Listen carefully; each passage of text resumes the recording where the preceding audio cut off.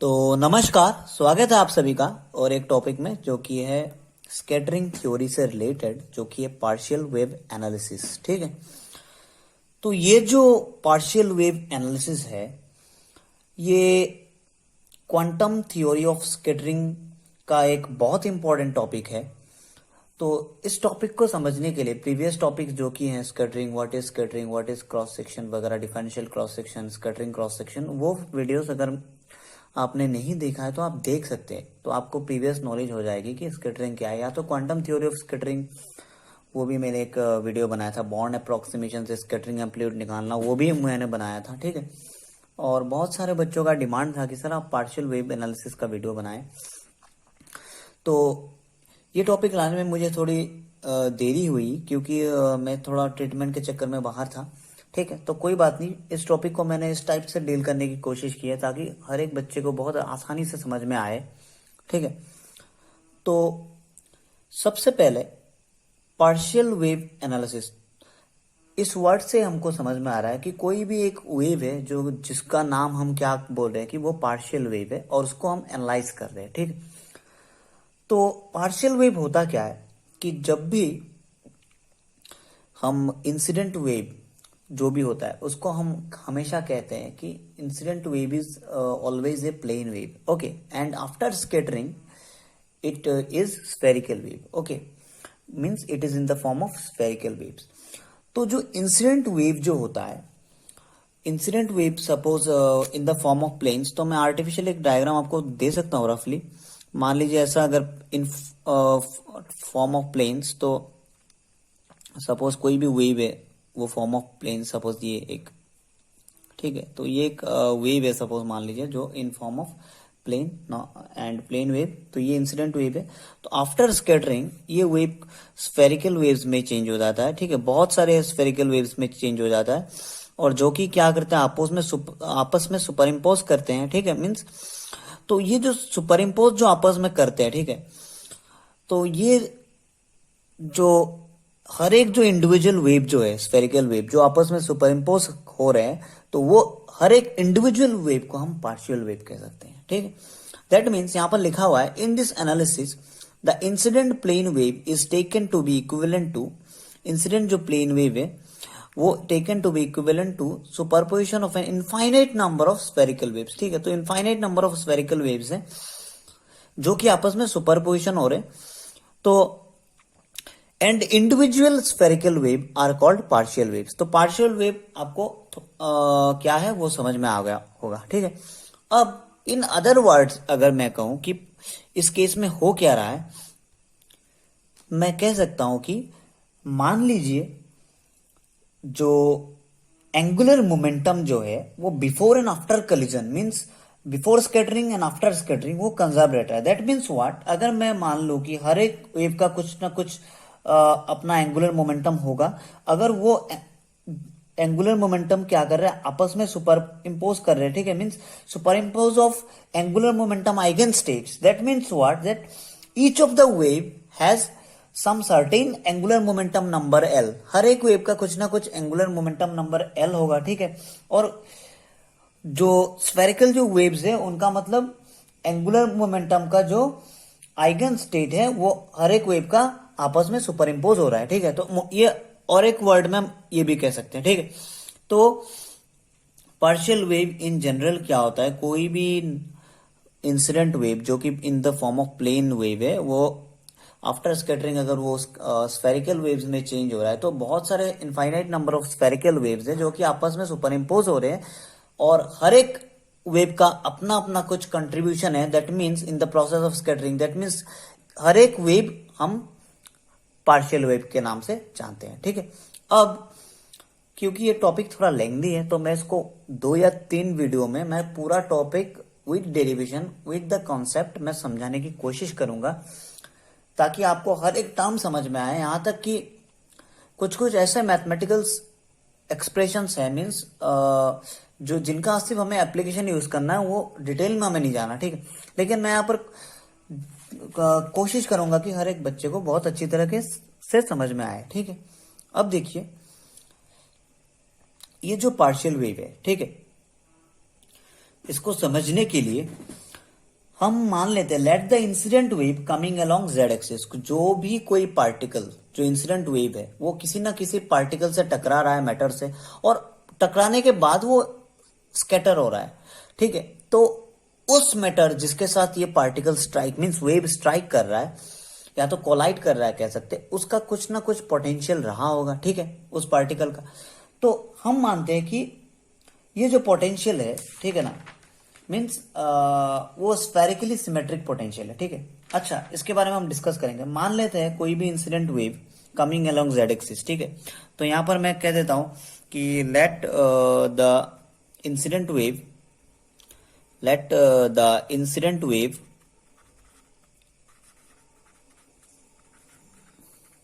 along z axis, okay, along z axis, suppose ये मेरा क्या है, साइन, सपोज साइन इंसिडेंस मैं इसको कह सकता हूँ वेव फंक्शन को, ठीक है। Sine incidence r is equal to मैं कह सकता हूँ ई टू द पावर आई के जेड, जो हमको पता है, ठीक है। अब इसको मैं इस टाइप से भी लिख सकता हूँ e to the power I K are cos theta, okay. ये मैं सिर्फ एक रफ आइडिया दे रहा हूं, ठीक है। तो ये जो साई जो है उसको मैं इस तरीके से रिप्रेजेंट कर सकता हूं, psi equal to E to the power आई के Z is equal to summation L equal to 0 to infinity two L plus 1, ठीक है, I to the power L J L के are P L cos theta, ठीक है। तो ये कैसा आ रहा है मैं सब कुछ एक्सप्लेन कर दूंगा। यहाँ पर एल क्या है, orbital angular momentum, means orbital angular, sorry angular momentum number, ठीक है। और जो ये जे एल है वो स्फेरिकल बेसल फंक्शन है, ठीक है। जे एल के आर जो है स्फेरिकल बेसल फंक्शन है, तो आप लिख सकते हैं जे एल के r is the spherical Bessel function,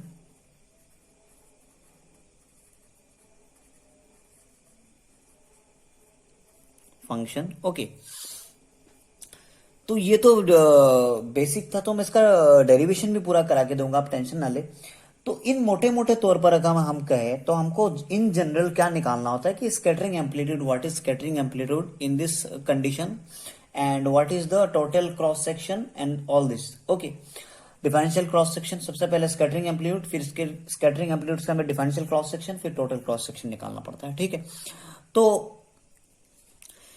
तो जैसा कि हम सबने, अगर आपने पहला वीडियो देखा होगा तो स्कैटरिंग एम्पलीट्यूड को हम एफ थीटा से डिनोट करते हैं, ठीक है ना। फिर d sigma upon d theta equal to f theta of square is differential cross section, and जब हम उसको 0 टू पाई 0 टू 2 पाई के अंदर इंटीग्रेट कर देते हैं, ठीक है ना, तो वो क्या हो जाता है, टोटल क्रॉस सेक्शन। तो मैं यहाँ पर लिख देता हूँ कि what is that scattering amplitude. तो जो स्कैटरिंग एम्पलीट्यूड जो है वो कुछ इस टाइप का एक्सप्रेशन आता है, that is f theta, in this case 2i k summation l equal to 0 to infinity 2l plus 1 e to the power 2i del l minus 1 pl cos theta, ठीक है।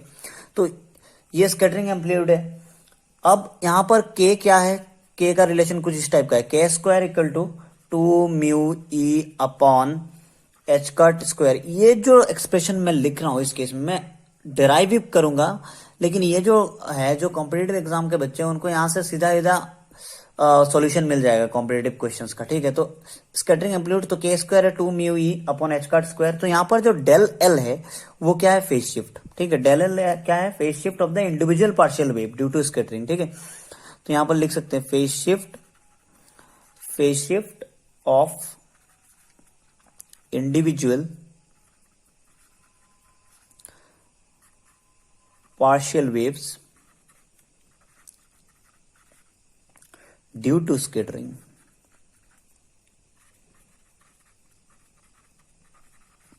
ओके। और अगर आप इसको F theta को और थोड़ा advance वे में लिखे तो एफ थीटा को मैं इस टाइप से लिख सकता हूं 1 upon k summation L equal to 0 to infinity 2l plus 1 e to the power i del l sine del l sine del l P L cos theta. Okay, तो ये जो है यहाँ पर ये कैसे आया, मैं उसका जब डेरिवेशन करूंगा तो आपको एक एक स्टेप समझ में आएगा। लेकिन ये जिनको एंट्रेंस एग्जाम के लिए जो क्वेश्चंस निकालने हैं उसके लिए मैं यहाँ पर शॉर्ट शॉर्ट एक नोट्स दे रहा हूं कि आप यहाँ से याद रख सकते हैं what is the scattering amplitude, what is differential cross section and what is total cross section. तो यहाँ से अगर मैं कॉरस्पॉन्डिंग डिफरेंशियल क्रॉस सेक्शन निकालूं, ठीक है, डिफरेंशियल क्रॉस सेक्शन, तो ये क्या आ जाएगा मेरा, d sigma upon d theta हमको पता है is equal to f theta square. Okay, तो उसका अगर एफ थीटा हमारे पास है तो एफ थीटा का अगर स्क्वायर करेंगे तो 1 upon k square, f theta is g square करेंगे तो 1 upon k square, l equal to 0 to infinity. Okay, and 2l plus 1 e to the power i del l sine del l P L cos theta. Okay, and इसका क्या हो जाएगा, whole square. Okay, and अगर मैं इसका total cross section निकालूं तो total cross section क्या होता है आपको पता है, टोटल क्रॉस सेक्शन वो होता है सिग्मा टी से डिनोट करते हैं और इसका वैल्यू होता है 0 टू पाई, 0 टू 2 पाई। ये सब कुछ मैंने प्रीवियस वीडियोस में एक्सप्लेन कर दिया है, आप देख सकते हैं वहां पर जाके। What is the concept of cross section, cross section होता क्या है, what is differential cross section, what is scattering, सारा कुछ मैंने एक्सप्लेन कर दिया। ठीक, तो यहां पर इसका वैल्यू होता है D sigma upon d theta sine theta D theta D five. Okay, D five, और अगर मैं इसका सॉल्व करूं तो वैल्यू कुछ इस टाइप का आता है, वो मैं निकाल के दिखाऊंगा आपको। 4 pi upon k square summation L equal to 0 to infinity 2l plus 1 sine square del l. तो टोटल क्रॉस सेक्शन का जो फॉर्मूला है वो कुछ इस टाइप का है। ठीक है, तो ये आप याद रख सकते हैं, यहां से आप सीधा सीधा क्वेश्चन कॉम्पिटिटिव एग्जाम्स के लिए कर सकते हैं। ठीक है, अब देखिए, ये तो एक बेसिक आइडिया था कि पार्शियल वेव एनालिसिस में जो स्कैटरिंग क्रॉस सेक्शन क्या होता है, वो क्या होता है, एम्पलीट्यूड क्या होता है। ठीक है, अब एक बात और ध्यान रखने की बात है कि ये जेएल जो है, ठीक है ना, जेएल जो था वो क्या था, स्फेरिकल बेसल फंक्शन। तो spherical Bessel function ordinary Bessel function से कैसा रिलेटेड होता है, यहां पर मैं थोड़ा रफली लिख देता हूं, जे एल के r is the spherical Bessel function. और ऑर्डिनरी बेसल फंक्शन से अगर हम उसको रिलेट करें तो ये कुछ इस टाइप का आता है, पाई upon 2 k are. Okay, j l plus half, okay, k r. ठीक है, अब क्वेश्चन ये राइज होता है कि ये जो साई जो है e टू द पावर आई के जेड या तो आई के आर, इसको मैं हमने इस टाइप में कैसे लिखा है। ठीक है, और इसमें इस सब टर्म्स का क्या मतलब है और बहुत से लोगों को पता नहीं होगा। ठीक है ना, तो उसके लिए मैं एक प्लेन वेव का एक्सपेंशन दिखाता हूं आपको। ठीक है, तो ये जो वीडियो है इसमें मैं सिर्फ पार्शियल वेव एनालिसिस का कुछ बेसिक करूंगा, नेक्स्ट वीडियो में मैं उसका डेरिवेशन कर दूंगा। तो जैसा कि हमने, अब मैं थोड़ा प्लेन वेव का एक्सपेंशन करता हूं। ठीक है, तो यहां पर देखिए मैं इसका हेडिंग भी लिख रहा हूं, plane wave expansion. Plane wave को हम उस तरीके से कैसे लिख रहे हैं। ठीक है, ओके, अब देखिए प्लेन वेव एक्सपेंशन क्या होता है कि किसी भी प्लेन वेव को linear combination of spherical waves में लिखना। ठीक है, तो मैं यहां पर लिख सकता हूं ऐसा कुछ, plane wave expansion expresses plane wave as a linear combination of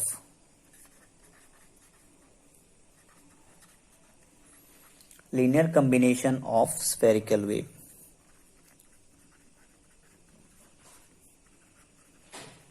okay, तो दैट मीन्स क्या, प्लेन वेव हमने क्या कहा था कि e टू द पावर आई के डॉट आर। ठीक है, तो उसको मैंने इस टाइप से लिखा था, summation L equal to 0 to infinity 2L plus 1 I to the power L J L K R P L K dot R cap, ये कुछ इस टाइप का है, ठीक है। ई टू द पावर के डॉट आर को हम इस टाइप से लिख सकते हैं। अब ये एल क्या है, वो आई क्या है, यहां पर आई हमको पता है imaginary unit, imaginary unit.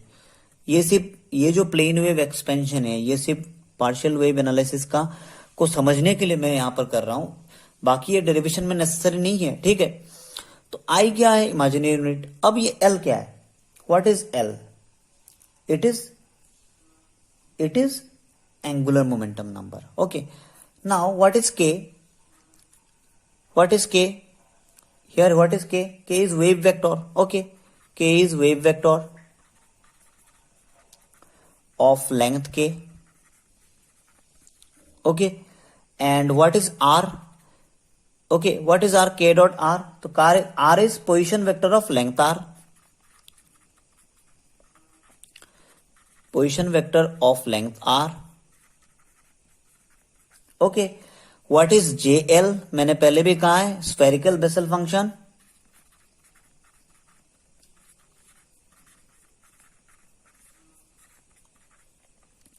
and what is PL, जो कि आपको पता होगा ये क्या है, लेजेंड्रेस पॉलिनोमियल, ओके, लेजेंड्रे पॉलिनोमियल। तो मोटे मोटे तौर पर हमको हर एक टर्म का मीनिंग पता लग गया, ठीक है। अब क्योंकि हमने कहा था कि ये जो प्लेन वेव है ये किस डायरेक्शन में इंसिडेंट हो रहा है, अलोंग जेड एक्सिस, ठीक है। तो अगर मैं इसका एक स्पेशल केस यहां से उठा लेता हूं, इसका एक स्पेशल केस मैं यहां से उठा लेता हूं और मैं कह रहा हूं कि in the special case, okay, in the special case where k is aligned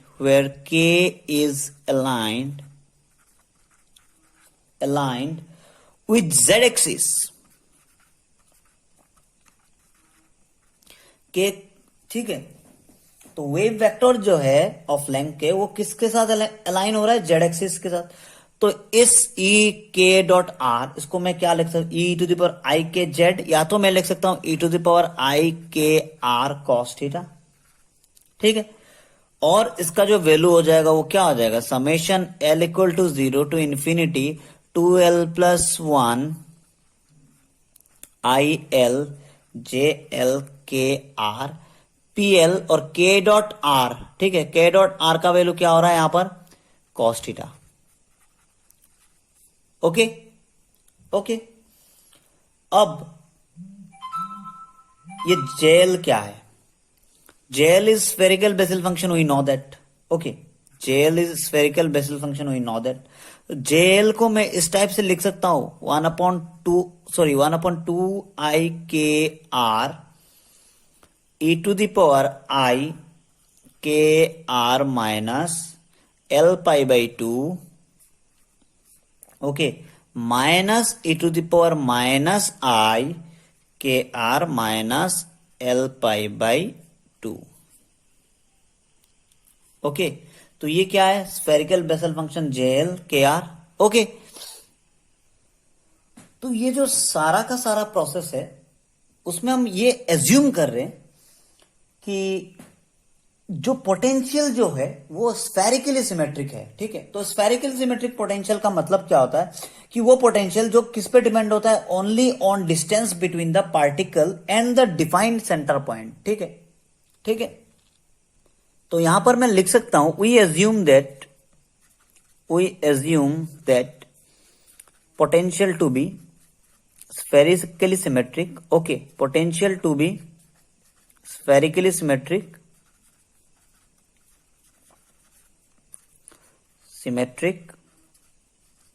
okay। और spherically symmetric potential is a potential, ये भी आप लिख लीजिए, spherically symmetric, क्योंकि ये भी नॉलेज में बहुत लोगों के नहीं है what is spherically symmetric potential। तो spherically symmetric potential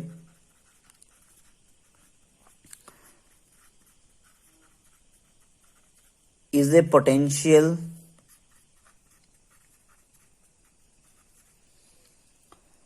that depends only on distance, that depends only on distance, okay, distance between the particle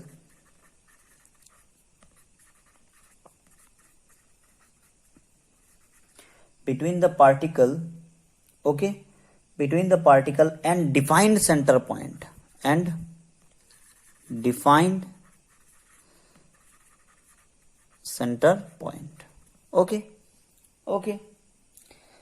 तो इन जनरल जो स्फेरिकली सिमेट्रिक पोटेंशियल जो है उसमें जो डायनामिक्स गवर्न हो रहा है, ठीक है, डायनामिक्स जो ऑफ पार्टिकल जो है वो किस टाइप से बिहेव कर रहा है, ठीक है। तो इन जनरल आप लिख सकते हैं, ऐसा आप लिख लीजिए तो आपको बेटर समझ में आएगा। In general dynamics of particle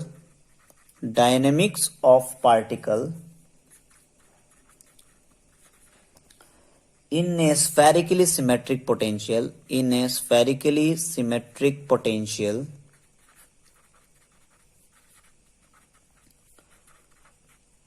governed by what? Governed by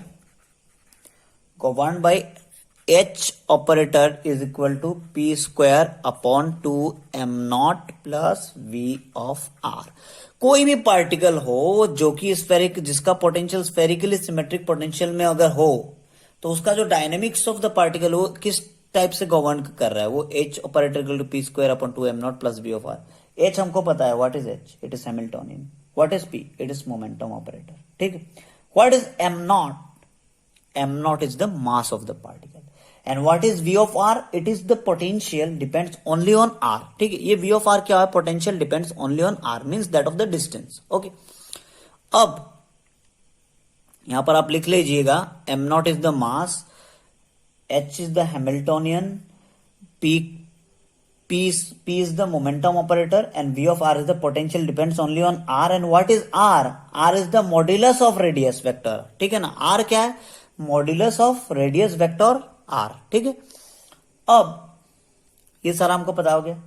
अब wave function and eigen values means energies are found by solving Schrodinger equation with this Hamiltonian. अगर ये हैमिल्टोनियन हमको पता है तो उसका जो आइगन वैल्यूज है, ठीक है ना, वो हम अगर श्रोडिंगर इक्वेशन का सॉल्व करेंगे विद दिस हैमिल्टोनियन तो हमको पता लग जाएगा, ठीक है. क्योंकि ये स्फेरिकली सिमेट्रिक है, ठीक है, due to the spherically symmetry of the system. क्योंकि ये स्फेरिकली सिमेट्री है तो it is natural to use r theta and phi, isn't it. तो हमको क्या, हम क्या यूज करेंगे? आर थीटा फाई, ठीक है. ये क्या है? Spherical coordinates,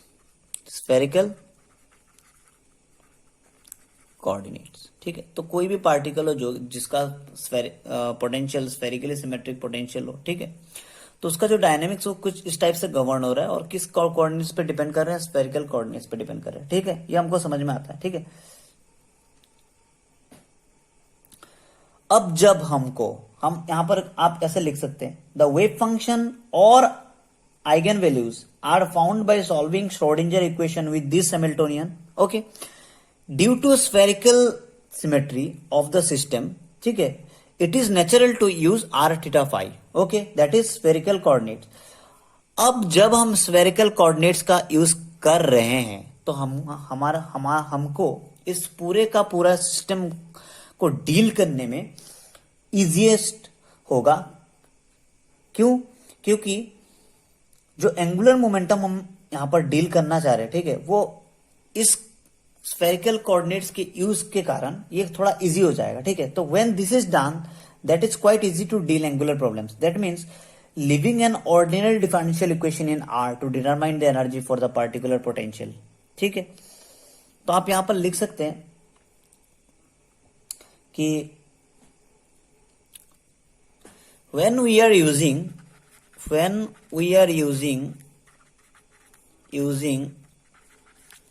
r theta phi, okay, then it is quite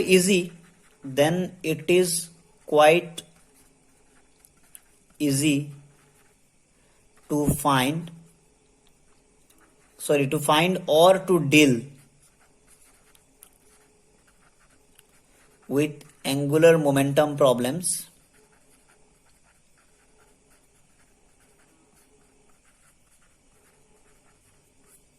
okay okay, और ये क्या हमको क्या दे रहा है इन रिजल्ट में, एक डिफरेंशियल ऑर्डिनरी डिफरेंशियल इक्वेशन दे रहा है, ठीक है। अगर हम आर थीटा फाइव का अगर यूज कर रहे हैं तो ऑर्डिनरी डिफरेंशियल इक्वेशन दे रहा है, ठीक है ठीक है। वो डिफरेंशियल इक्वेशन किसके अंडर में दे रहा है, मतलब किसके रेस्पेक्ट में दे रहा है, आर के रेस्पेक्ट में, ठीक है ना, for the particular potential v r, ठीक है। तो लिविंग एन, तो ये क्या हमको ऑर्डिनरी डिफरेंशियल इक्वेशन देगा, ठीक है। अब देखिए eigen states of the system, अगर इनका मैं आइगन स्टेट की बात करूं तब, ठीक है, इस सिस्टम का, ठीक है। तो ये जो सिस्टम था इसका अगर मैं आइगन स्टेट की बात करूं, ठीक है ना, तो मेरे पास कोऑर्डिनेट का साई आर थीटा फाइव, ठीक है। इसको मैं इस टाइप से लिख सकता हूं, आर ऑफ आर, ठीक है, थीटा ऑफ थीटा, ठीक है, and five of five, and what is theta and what is five. अगर आपने मेरा प्रीवियस वीडियो देखा होगा तो उसमें मैंने समझा है, theta is coaltitude angle, coaltitude angle कह सकते हैं, coaltitude angle, and phi is azimuthal, okay.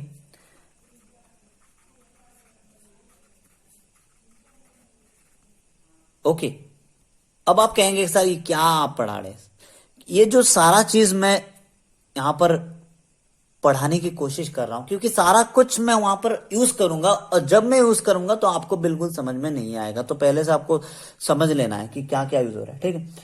तो यहां पर देखिए जो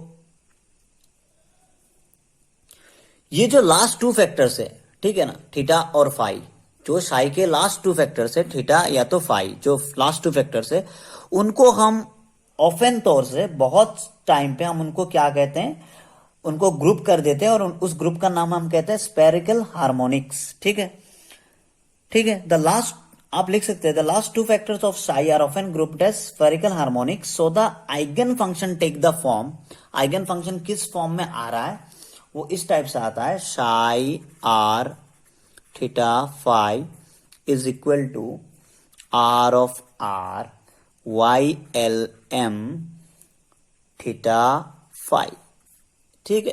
लास्ट दो जो ग्रुप है उनको हम स्पेरिकल हार्मोनिक्स के नाम से जानते हैं ऑफनली। वो एक मैथमेटिकल डिराइवेशन भी है, वो मैथमेटिक्स का बहुत इंपॉर्टेंट पार्ट है, लेकिन हमको वो यहाँ पर सिर्फ उसका एप्लीकेशन जानना है, हमको मैथमेटिक्स नहीं करना है, क्योंकि हम यहाँ पर एमएससी मैथ्स नहीं कर रहे, ठीक है।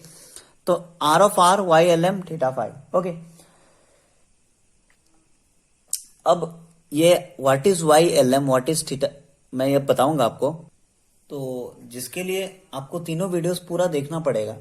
तो वाई एल एम कुछ नहीं है, ये क्या है कि एक grouping of theta and five, ठीक है, और आगे ये कैसा बिहेव करता है हम देखेंगे। अब r of r Y l m theta phi, अब ये क्या कर रहा है, एक ऑर्डिनरी डिफरेंशियल इक्वेशन हमको दे रहा है, तो यहां पर हम कह सकते हैं कि the differential equation which characterize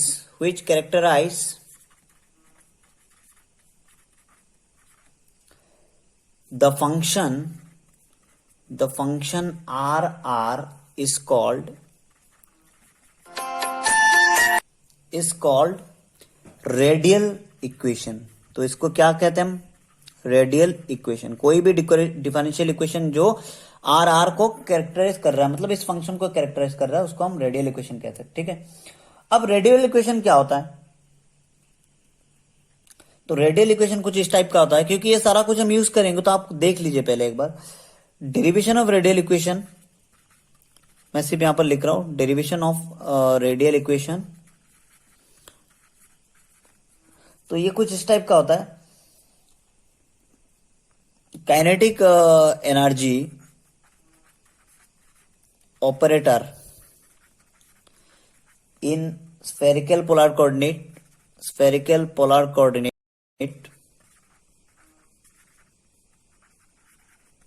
ठीक है। तो उसको हम किस टाइप से लिख सकते हैं, P square upon two m not, ठीक है। इसका वैल्यू क्या हो जाएगा, कुछ इस टाइप से आ जाता है, minus h cut square upon two m naught del square, okay.